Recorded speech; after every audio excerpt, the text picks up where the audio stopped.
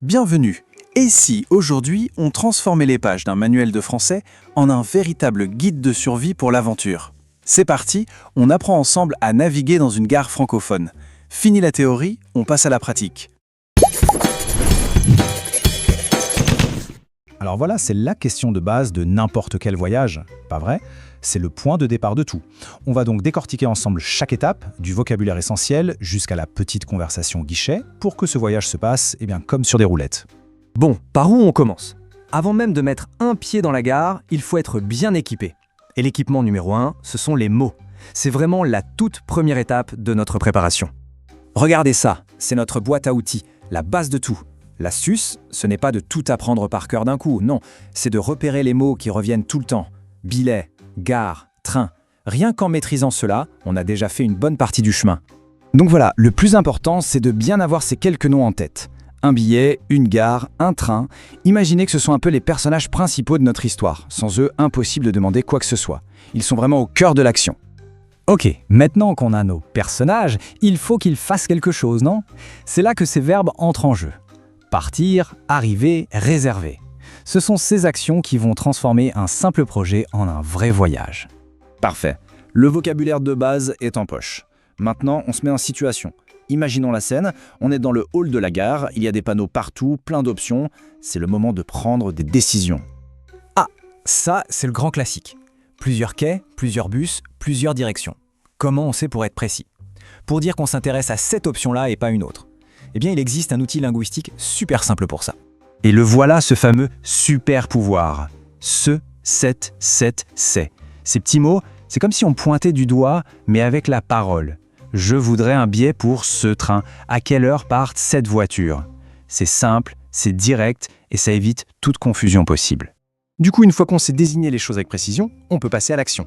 On peut voir les différentes possibilités sur le grand tableau des départs et puis choisir celle qui nous arrange. C'est l'étape logique pour avancer tout simplement. Le choix est fait. Allez, direction le guichet. C'est souvent le moment qui intimide un peu, l'interaction en face à face avec un agent, mais avec une bonne préparation, vous allez voir, c'est aussi le moment où tout devient concret. Pour avoir une info, il faut savoir poser la bonne question. Et souvent, tout se résume à 3 mots magiques. Quel, pour savoir de quoi on parle, où, pour la destination, et comment, pour la manière. Ce sont des vrais passe-partout pour obtenir toutes les informations dont on a besoin. Regardez cet exemple, c'est juste parfait. On utilise la première clé. Quel est le prix? La phrase est claire, elle est polie, elle est directe. Elle réutilise le vocabulaire qu'on a vu et va droit au but. C'est exactement le genre de question que l'agent s'attend à entendre. Bien sûr, poser la question, c'est une chose, mais il faut aussi comprendre la réponse. Que le prix soit de 200 ou 3000, reconnaître la structure des nombres, c'est l'autre moitié du travail. C'est essentiel pour que la conversation fonctionne. Ah, attention, là on tombe sur une petite particularité du français qui surprend souvent les gens. Logiquement, on s'attendrait à entendre « à le marché », mais un francophone ne dira jamais ça. Alors pourquoi cette petite contraction? Et voilà la réponse. En fait, en français, A et le n'aiment pas trop être l'un à côté de l'autre, du coup ils fusionnent et deviennent O. C'est ce qu'on appelle un article contracté. Maîtriser ces petites fusions comme O ou du, c'est vraiment le petit détail qui fait qu'on sonne beaucoup plus naturel. Ça y est, on a le billet. Mission accomplie au guichet. Mais le voyage n'est pas encore terminé. Prochain défi, déchiffrer le grand tableau d'affichage avec tous les départs et les arrivées. Et oui, pour lire les horaires, il faut comprendre comment on dit l'heure. Et ce qui est assez fascinant en français, c'est qu'il n'y a pas une, mais bien 2 manières de le faire. Et attention, elles ne sont pas du tout interchangeables. C'est le contexte qui décide de tout. Voilà la différence. D'un côté, on a l'heure courante, celle qu'on utilise tous les jours entre nous avec des expressions comme écart ou moins le quart. Et de l'autre, on a l'heure officielle sur 24 heures, beaucoup plus formelle. C'est celle des gares, des aéroports, bref, c'est celle-là qu'il faut absolument savoir lire sur le tableau d'affichage.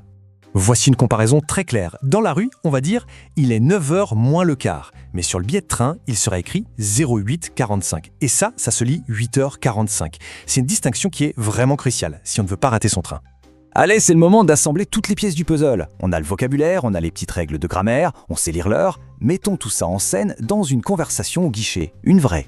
Et voilà le résultat. Cette phrase, elle est parfaite, elle est complète, elle est précise. Un billet, aller simple, première classe, tout le vocabulaire qu'on a vu est là, et il est utilisé avec assurance. C'est ça la récompense d'une bonne préparation. Bien sûr, il est très possible que l'agent pose des questions pour confirmer. C'est tout à fait normal. Il va peut-être introduire des termes comme seconde classe ou aller-retour. Mais grâce à la préparation, ces nuances sont faciles à comprendre. Et pour finir en beauté, une dernière question parfaitement formulée. À quelle heure? C'est un succès. L'information a été échangée, la communication a fonctionné. Mission accomplie. Et maintenant? Eh bien maintenant, avec tous ces outils en main, n'importe quel voyageur est prêt. La gare n'est plus un endroit intimidant, c'est une porte d'entrée vers une nouvelle aventure. La seule question qui reste, c'est celle à l'écran. Où est-ce que la prochaine destination nous emmènera?